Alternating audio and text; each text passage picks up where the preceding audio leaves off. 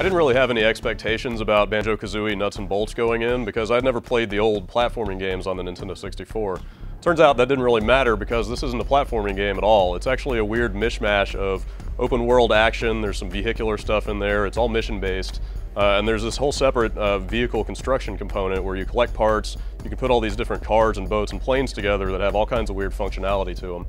It's a beautiful game, it's really funny, and it's cheap, so I think this is a game that has something for just about any Xbox 360 owner. So what became of the bear, the bird, and the witch?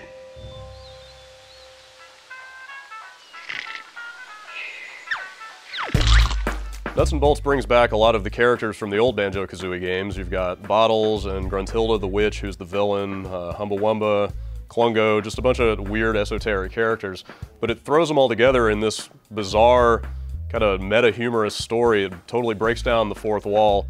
It's all kind of presided over by this new dude, the Lord of Games. He's basically like this old TV with Pong on the screen, who claims to have invented every video game ever made.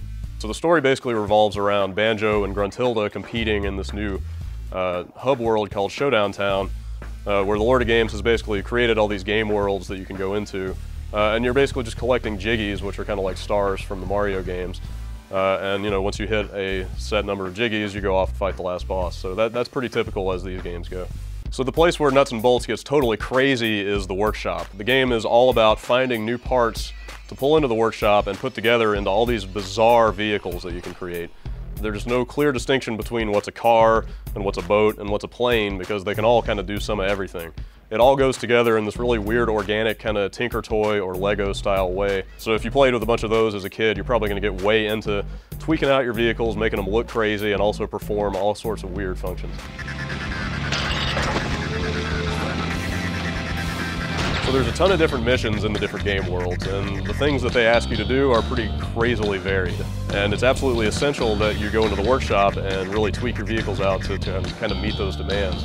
There are a lot of stock blueprints available in the game, but you're going to get the best performance by actually getting down in the nitty-gritty of the workshop, slapping all kinds of weird parts on in different places.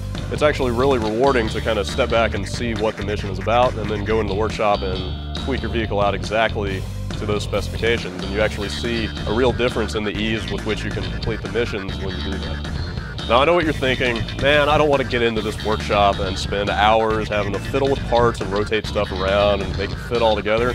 It's not like that at all. The editor is not daunting in the slightest. I'm not really into that kind of thing in general, but it just grabbed me here because it's so easy to get into. You'll probably find yourself wanting to do that more than you thought.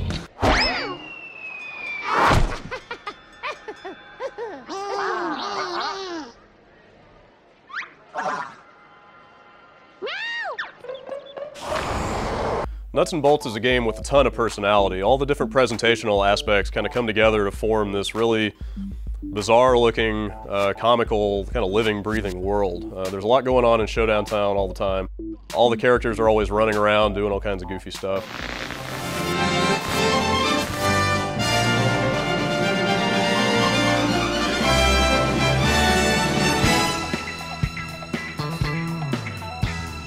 The soundtrack has a really great, jaunty, kind of silly quality to it that really goes along with everything that's happening. And again, more than anything, it's just the quality of the writing that's super dry, really self-aware humor, very referential, very video gamey. That's what I kept coming back to. That's what really endeared the game to me.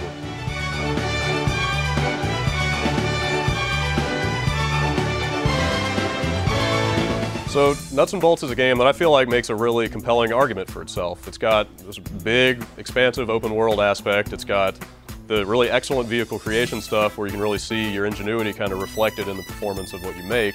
It's really funny, it's really charming, really pretty. It sounds like a pretty good game, right? So how much would you pay for this compelling list of features?